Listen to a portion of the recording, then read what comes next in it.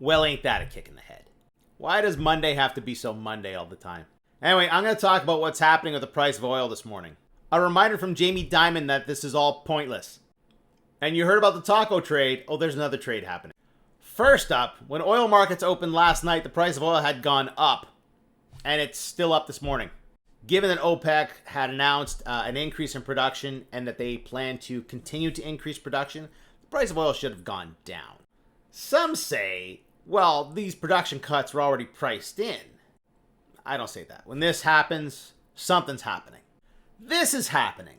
Yesterday, Ukraine launched a massive drone attack against Russia. Some military commentators have called the strike Russia's Pearl Harbor. Ukraine hid drones in trucks and then drove the trucks deep into Russian territory.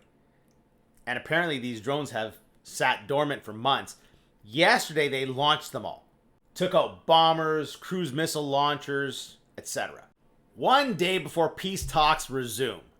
And as has been the case for the last 3 years, every time something happens in this Russia-Ukraine war, the price of oil goes up. Oh, and those peace talks? Yeah, they're already over. Ukraine-Russia peace talks end after barely an hour, Turkish officials say. I guess they need to launch some more drones. All right. The trade war between the United States and Russia, Jamie Dimon would like you to remember that this is pointless. They're not scared, folks. I would engage with China. I just got back from China last week. They're not scared, folks. This notion they're going to come bow to America, I wouldn't count on that. When they have a problem, they put 100,000 engineers on it. They've been preparing for this for years. The U.S. is just digging themselves a giant hole. This is an opportunity for every other country out there. China's going to seize that opportunity. All right, you heard about the taco trade. Well, there's another trade happening. Anywhere but the USA.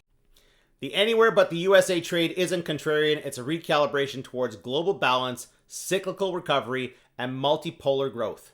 I've been warning anyone who would listen about this. Like, what the US is doing is just crippling the US. And as I just said about China, this is an opportunity for everyone else. And every day that goes by, there's a warning sign that things are just not right in the US. Next year, the US, Canada, and Mexico are jointly going to host the World Cup.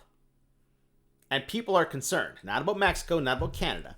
They're concerned about the United States. The head of FIFA says it's no big deal, they're not worried about it, but the players say something totally different. Players don't want to go to the US. And this, the other day from the Toronto Star, hosting the FIFA World Cup is always bad news. I don't understand why they would say that. Hosting the World Cup has been good news for countries. But anyway, 2026 adds a Trumpian twist. And there's a perfect example in this article about what the players are fearing.